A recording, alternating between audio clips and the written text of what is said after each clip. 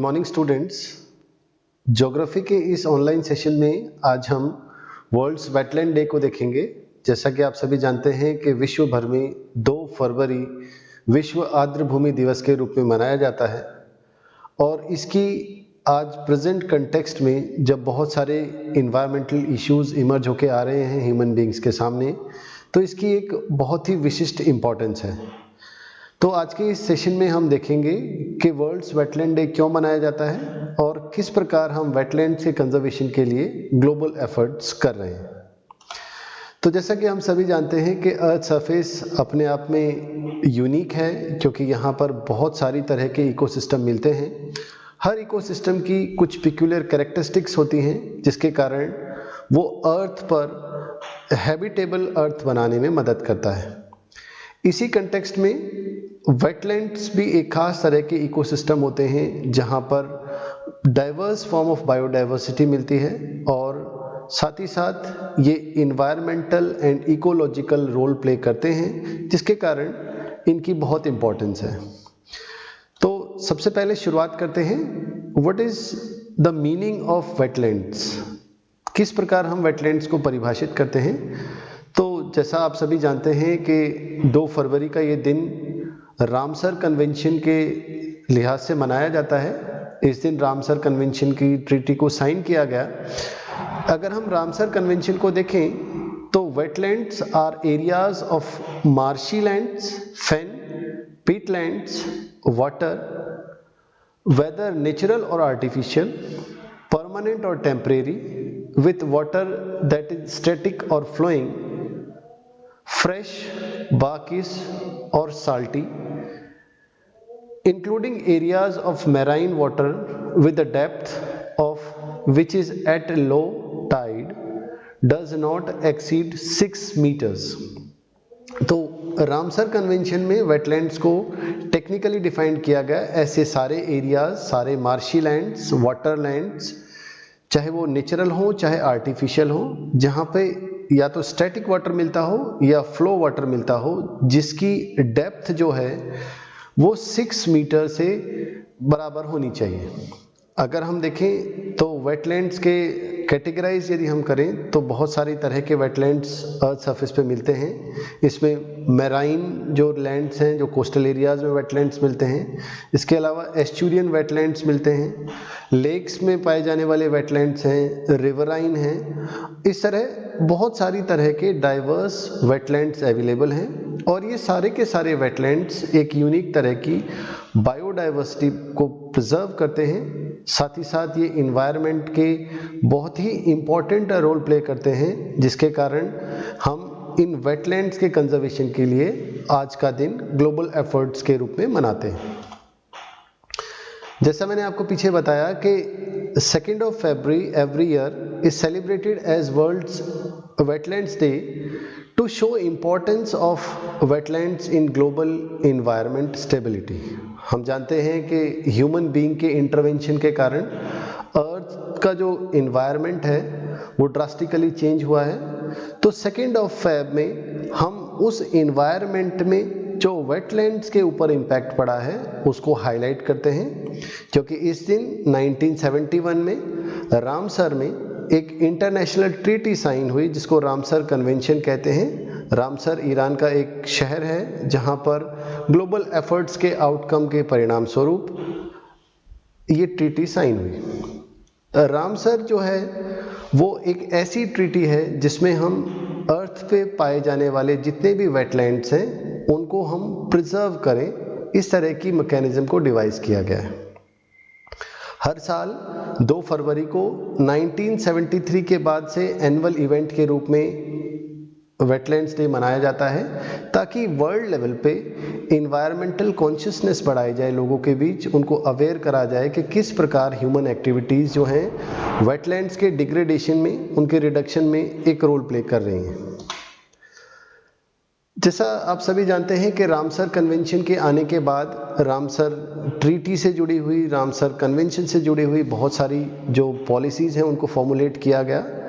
इसका जो हेडक्वार्टर है रामसर सेक्रेटेरिएट जिसको कहा जाता है, ग्लैंड स्विट्जरलैंड में है, जो वर्ल्ड लेवल पर different organisations, different government and non government organisation के बीच में कोऑर्डिनेशन एंड कोऑपरेशन का काम करता है, ताकि हमारे जो वेटलैंड्स हैं उनको ग्लोबली कंजर्व किया जा सके।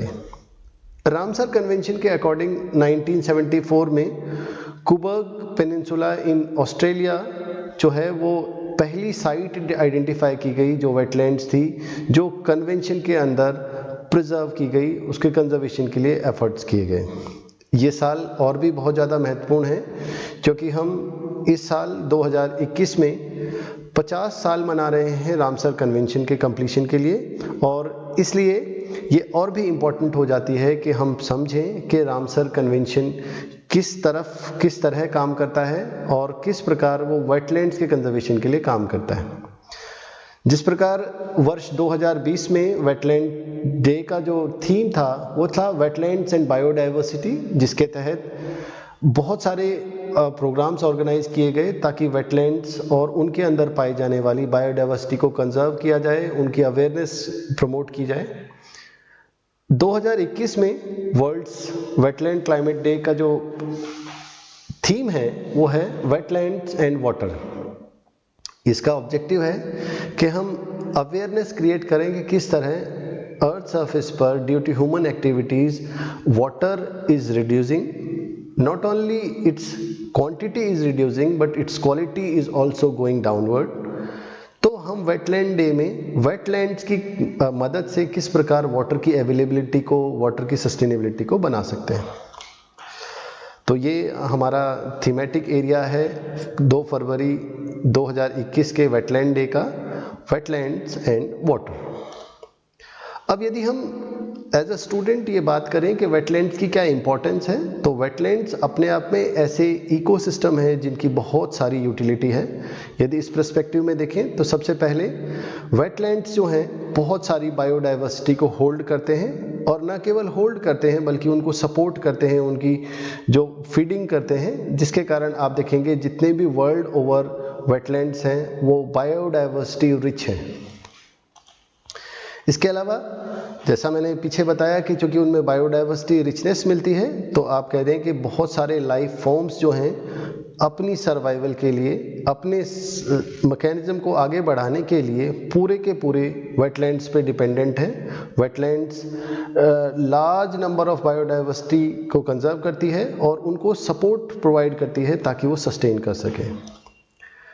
जैसा हम जानते हैं कि जो हमारे वेटलैंड्स होते हैं वो बहुत सारे तरह के वेटलैंड्स हैं। यहाँ आपके सामने वेटलैंड्स के कुछ एरियाज़ को डिनोट किया गया है, और साथ ही साथ ये भी आइडेंटिफाई करने की कोशिश की गई है कि किस जोन में, वेटलैंड्स के किस एरिया में किस प्रकार के लाइफ फॉर्म्स मिलते हैं। तो आप देखेंगे वेटलैंड्स बेसिकली शैलो एरिया होते हैं जहाँ पर बहुत सारी तरह के बायोटिक एबायोटिक कंपोनेंट मिलते हैं जो लाइफ को सपोर्ट करते हैं।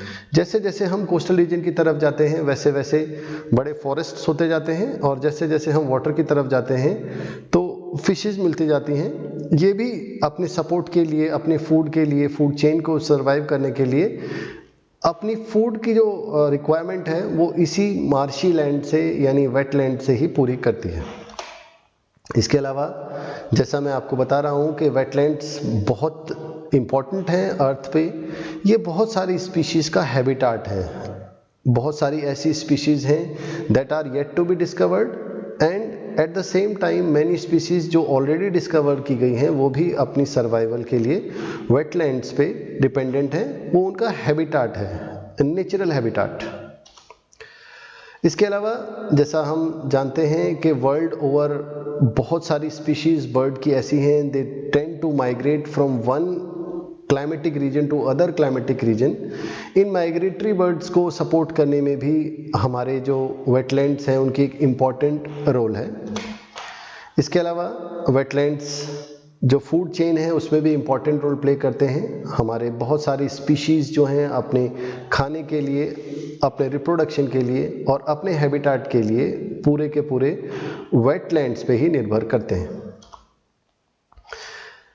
वेटलैंड्स की जो स्पीशीज़ हैं वो इतनी डाइवर्स हैं कि वहाँ पर फ्लोरा एंड फोना दोनों ही टाइप की स्पीशीज़ मिलती हैं। तो जो फूड चेन है उसका बेस है वो वेटलैंड से ही निर्धारित होता है बहुत सारे इकोसिस्टम्स में। इसके अलावा वेटलैंड्स इन्वायरमेंट फ्रेंडली जगह होती हैं जो बहुत सारे कार्बन को सिंक करती हैं। कार्बन के एब्जॉर्प्शन से वो इन्वायरमेंट फ्रेंडली बनाती हैं, एयर को जो हमारी ग्रीन हाउस गैसेज हैं उनकी रिडक्शन करती है, जिससे इनकी और भी यूटिलिटी हो जाती है और प्रेजेंट डे कंटेक्स्ट में इनकी और भी इम्पोर्टेंस बढ़ जाती है। इसके अलावा यदि हम देखें तो हम सभी जानते हैं कि जो वेटलैंड्स हैं उनका ज़्यादातर एरिया मैनग्रोव से कवर होता है। तो मैनग्रोव ट्रॉपिकल फॉरेस्ट से भी बहुत ज़्यादा जो हमारे कार्बन हैं उनको एब्जॉर्ब करते हैं। इसलिए हम बार बार जब भी कभी इन्वायरमेंटल कॉन्फ्रेंसेस होती हैं या इन्वायरमेंट रैलीज होती हैं तो हम ऐसा सुनते हैं कि हमें जो हमारे मैनग्रोव्स हैं उनको प्रोटेक्ट करना चाहिए, क्योंकि ये हमारे इन्वायरमेंट के लिए और वेटलैंड्स की जो वाइबिलिटी है उसको बनाए रखने के लिए बहुत इम्पॉर्टेंट रोल प्ले करते हैं। इसके अलावा बहुत सारी तरह के हर्ब्स भी जो हैं वो वेटलैंड्स में उगते हैं और ये वेटलैंड्स बहुत ही इफ़ेक्टिव कार्बन सिक्वेंसेशन का काम करते हैं, जिससे हमारे एटमॉस्फेयर में जो कार्बन लेवल्स हैं जिसके कारण आज प्रेजेंट डे ग्लोबल वार्मिंग हो रही है, इसको भी रिड्यूस करने में एक इम्पॉर्टेंट रोल प्ले करते हैं।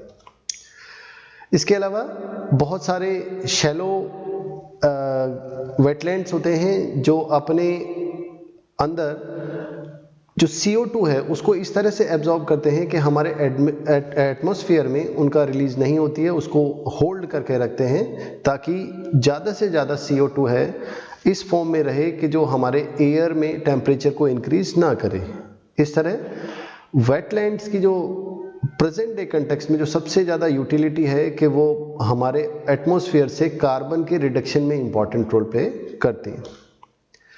इसके अलावा जो हमारे वेटलैंड्स हैं आप सभी जानते हैं कि रिवर्स के जो सेडिमेंट्स होते हैं उनको सिंक करने में, उसको स्टेबिलिटी करने में, पॉल्यूटेंट लेवल के कम करने में बहुत इंपॉर्टेंट रोल प्ले करते हैं। साथ ही साथ जैसा कि नाम से ही स्पष्ट है, वेटलैंड्स जो हैं they absorb lot of water and store it for a long term use. Wetlands जो हैं फ्लडिंग से भी प्रोटेक्ट करते हैं। कई बार जब सरप्लस रेन होती है तो वेटलैंड्स उस वाटर को होल्ड करते हैं जो स्पिल ओवर कर जाता है। इस तरह वाटर जो है वो वेटलैंड्स के अंदर स्टोर हो जाता है and that can be used for later purpose and at the same time it supports ground water, जिसके कारण हम देखते हैं कि बहुत सारे एरियाज़ ऐसे हैं जहां वेटलैंड्स हैं तो जिसके कारण अंडरग्राउंड वाटर की क्वालिटी एंड क्वांटिटी दोनों भी बहुत अच्छी होती है। वेटलैंड्स जो हैं जैसा मैंने पीछे बताया कि फ्लड वाटर को एब्जॉर्ब करते हैं, तो एक तरह से ये स्पंज की तरह काम करते हैं जो सरप्लस वाटर को अपने अंदर होल्ड करते हैं, जो बाद में डिफरेंट पर्पसेस के लिए यूज़ किया जा सकता है। वेटलैंड्स जो हैं वो फ्लड की जो इंटेंसिटी है उसको कम करते हैं, क्योंकि ये वाटर को स्टोर कर लेते हैं, जिसके कारण बहुत सारे एरियाज़ में फ्लडिंग नहीं हो पाती है। सरप्लस वाटर जो है वेटलैंड्स के अंदर आ जाता है। इसके अलावा वेटलैंड्स की एक जो सबसे बड़ी यूटिलिटी है कि प्रेजेंट डे सोसाइटी में जहाँ पर मिलियंस जो फार्मर्स हैं वो अपनी लाइवलीहुड के लिए they are earning their livelihood from wetlands. Rice cultivation है, चाहे और तरह के एक्वाकल्चर्स हैं, वो सारे के सारे इसी पे डिपेंडेंट है अपनी लाइवलीहुड के लिए। जैसा पीछे बताया कि जो वेटलैंड्स हैं उनका ज़्यादातर एरिया मैनग्रोव से कवर्ड है, तो मैनग्रोव्स एंड जो हमारे कोरल रीफ्स हैं वो नेचुरल शील्ड हैं। जब साइक्लोन्स आते हैं या स्टॉर्म सर्ज होते हैं उससे प्रोटेक्ट करते हैं। जो हमारे सिटीज़ हैं, जो हमारे हैबिटेशंस हैं कोस्टल एरियाज़ में, वो इनसे प्रोटेक्टेड रहते हैं। तो एक तरह से ये नेचर ने शील्ड दी है जिससे मैनग्रोव्स या हमारे जो वेटलैंड्स हैं वो हमें कंजर्व करते हैं, बचाते हैं। वेटलैंड्स जो है जैसा पीछे बताया कि शॉक एब्जॉर्बर होते हैं। शॉक एब्जॉर्बर जब स्टॉर्म सर्ज आते हैं, आप सभी जानते हैं कि इंडिया जैसा कंट्री जो है वो इसमें बहुत सारे ट्रॉपिकल साइक्लोन्स आते हैं। ये ट्रॉपिकल साइक्लोन्स स्टॉर्म सर्ज को भी लीड करते हैं, जिसके कारण जो हमारे मैनग्रोव्स हैं वो एक तरह से शॉक एब्जॉर्बर होते हैं। सुनामी से या स्टॉर्म सर्ज से ये प्रोटेक्शन देते हैं। इसके अलावा जो सबसे बड़ी यूटिलिटी है कि वेटलैंड्स जो हैं वो रिक्रिएशनल साइट्स होती हैं। आप देखिए बहुत सारी ऐसी जगह हैं जहाँ पर रिक्रिएशनल स्पॉट के रूप में इमर्ज होकर आई हैं हमारी वेटलैंड्स। वेटलैंड्स आउटडोर रिक्रिएशन के साथ साथ बहुत सारी एम्प्लॉयमेंट अपॉर्चुनिटीज़ भी प्रोवाइड करती है। हम जानते हैं जहाँ रिक्रिएशनल साइट होती है वहाँ पर बहुत सारी मार्केट फैसिलिटीज़ उपलब्ध होती हैं। इसके अलावा बहुत सारी एडवेंचर स्पोर्ट्स जो हैं वो वेटलैंड्स पे निर्भर होते हैं। इस तरह न केवल रिक्रिएशनल साइट बल्कि fishing as well as economic activities को भी बूस्ट अप करने में प्रोमिनेंट रोल प्ले करते हैं ये हमारे वेटलैंड्स। आगे जो हमारी कुछ स्लाइड्स हैं उसमें हम देखेंगे कि इंडिया में वेटलैंड्स कैसे हैं, कौन कौन से वेटलैंड्स जो हैं इंडिया में मिलते हैं। तो आप देखें कि जैसा मैंने पीछे बताया कि wetlands are distinct type of ecosystem जो ज़्यादातर समय पानी से भरे रहते हैं और एक मल्टी फंक्शनल रोल प्ले करते हैं मिलियंस ऑफ स्पीशीज के प्रोटेक्शन में। इसकी इम्पोर्टेंस को रिकॉग्नाइज करते हुए इंडिया ने 1982 में रामसर कन्वेंशन साइन किया और आज ministry of environment and forest ऐसी पॉलिसीज़ बनाता है जिसके तहत हम वेटलैंड्स के कंजर्वेशन पे काम करते हैं। आज यदि वर्ल्ड लेवल पे देखें तो 2014 साइट्स हैं जो रामसर कन्वेंशन के अंदर आती हैं और इंडिया में आउट ऑफ 2014 42 साइट्स जो हैं रामसर कन्वेंशन के अंदर प्रोटेक्टेड हैं, कंजर्व्ड हैं। इस सीक्वेंस में सबसे पहली साइट जो चिल्का लेक है, जो लेगून है हमारा उड़ीसा में, वो पहली वेटलैंड साइट थी इंडिया में जिसको डेजिग्नेशन मिला कि एक रामसर साइट है जिसको कंजर्वेशन एफर्ट्स की ज़रूरत है। तो ये आपके सामने सारी की सारी 42 स्लाइड्स मैप पे शो की गई हैं जिनको रामसर कन्वेंशन के तहत रिकॉग्नाइजेशन मिला है और यहाँ global efforts as well as Indian efforts के तहत कंजर्वेशन किया जा रहा है ताकि इनका डिग्रेडेशन रुके, इनकी क्वालिटी इन्हेंस हो और ये वाइबल बने रहें, इन्वायरमेंटली सस्टेनेबल रहे, जो हमारे इस रामसर कन्वेंशन का एक बेसिक मोटो है। अब जहाँ तक बात रही कि हम कर बहुत कुछ रहे हैं लेकिन अर्थ सरफेस पे जैसे जैसे पॉपुलेशन इंक्रीज़ हो रही है, जैसे जैसे अर्बनाइजेशन बढ़ रहा है, हमें ज़्यादा से ज़्यादा रिसोर्सेज की आवश्यकता होती है जिसके कारण हमारे वेटलैंड्स जो हैं डिग्रेड हो रहे हैं, बहुत ज़्यादा प्रेशर में हैं। तो आप देखें वेटलैंड्स धीरे धीरे पोल्यूशन के कारण, प्लास्टिक के पोल्यूशन के कारण and at the same time many other forms of industrial pollution के कारण ये धीरे धीरे डिग्रेडेशन की कंडीशन पे चल रहे हैं। आज जो सबसे ज़्यादा समस्या की बात यह है कि हमारा जो वाटर यूज़ है दैट इज़ हाईली अनसस्टेनेबल। हमारी वाटर इंटेंसिटी जो है वो इस तरह की होती जा रही है कि हमारी सारी एक्टिविटीज़ जो हैं इंक्लूडिंग एग्रीकल्चर ज़्यादा से ज़्यादा वाटर इंटेंसिव हो रही है जिसके कारण हमारे वेटलैंड्स तक पानी पहुँच ही नहीं पा रहा है। We are using more water than the nature can replenish. Therefore ecosystem जो है, जो वेटलैंड्स का इकोसिस्टम है वो बहुत ही ज़्यादा प्रभावित हो रहा है। एक अनुमान के तहत इंडस्ट्रियल रिवोल्यूशन के बाद अर्थ सरफेस पे 90% जो वेटलैंड्स हैं वो ख़त्म हो चुके हैं एंड इसमें भी 25% जो स्पीशीज़ हैं they are facing the threat of extinction, वो विलुप्त होने के कगार पर पहुंच गई हैं। वेटलैंड्स के कंजर्वेशन में और वेटलैंड्स को प्रोटेक्शन के एफर्ट्स में एक और जो बड़ी समस्या है वो ये है कि धीरे धीरे अर्थ सरफेस पे क्लाइमेट चेंज हो रहे हैं जिसके कारण हमारा रेनफॉल पैटर्न और जो हमारे थर्मल ग्रेडियंट हैं वो बदल रहे हैं जिसके कारण वेटलैंड्स की और भी आगे आने वाली समय में देखेंगे कि बहुत सारी समस्याएं इमर्ज होकर आ रही हैं जिसमें रिडक्शन ऑफ वाटर जो है एक इम्पॉर्टेंट कारण है। क्लाइमेट चेंज के कारण हमारे जो वेटलैंड्स हैं उनकी कंडीशन जो पहले से बहुत ख़राब है और भी ज़्यादा डिग्रेड हो रही है। तो अब प्रश्न ये उठता है कि हम as a student and as a nature lover हम किस तरह से काम कर सकते हैं, वे फॉरवर्ड क्या होना चाहिए। तो सबसे पहला है stop destroying and start restoring wetlands. हमें उनके डिग्रेडेशन को रोकना है और नए जो वेटलैंड्स हैं या पुराने वेटलैंड्स के रिस्टोरेशन के लिए अधिक से अधिक एफर्ट करने चाहिए। हमें अपने जो वाटर बॉडीज़ हैं, रिवर्स हैं, जो एक्वाफर्स हैं, उनको ओवर एक्सप्लॉइट नहीं करना चाहिए। हमें नेचुरल कैपेसिटी के बियॉन्ड नहीं जाना चाहिए ताकि वो रिप्लेनिश होते रहें, वो सही से काम करते रहें। इसके अलावा हमें लेस इंटेंसिव वाटर एक्टिविटीज़ को प्रमोट करना चाहिए। साथ ही साथ बहुत फॉर्म्स के जो पोल्यूशन है जिससे हमारे वेटलैंड्स डिग्रेड हो रहे हैं उनको भी हमें बचाना चाहिए। हमें water conservation and wetland conservation को एक इंटीग्रेटेड वे में देखना चाहिए, इंटीग्रेटेड अप्रोच के साथ काम करना चाहिए, जहां पर वेटलैंड्स भी बचें और हमारे जो स्पेयर्स प्रीशियस वाटर रिसोर्सेज हैं उनको भी हम बचा पाएँ। कुल मिला के हम ऐसा कह सकते हैं कि हमें अपने अंदर एक इस तरह की इंस्टिंक्ट जनरेट करनी होगी, हमने अपने आप को इस तरह से बनाना पड़ेगा, हमें अपनी मेंटेलिटी को इस तरह से सुधारना पड़ेगा कि हम नेचर को कंजर्वेशन करें, न केवल वेटलैंड्स का बल्कि नेचर के और जो फॉर्म्स हैं, रिवर्स हैं, एयर हैं, सॉइल हैं, जो बहुत ही इंपॉर्टेंट हैं इस अर्थ सरफेस पे लाइफ को सस्टेन करने के लिए, इन सभी के हमें कंजर्वेशन के लिए एफर्ट्स करने चाहिए। तो ये था आज के लिए। आज की इस प्रेजेंटेशन में हमने रामसर कन्वेंशन के बारे में देखा और आशा करता हूँ कि आप भी इनसे प्रभावित होकर वेटलैंड्स और जो हमारे नेचर के बहुत सारे एलिमेंट्स हैं इनके कंजर्वेशन के लिए, इनकी प्रोटेक्शन के लिए काम करेंगे। आज के लिए इतना ही। Thank you.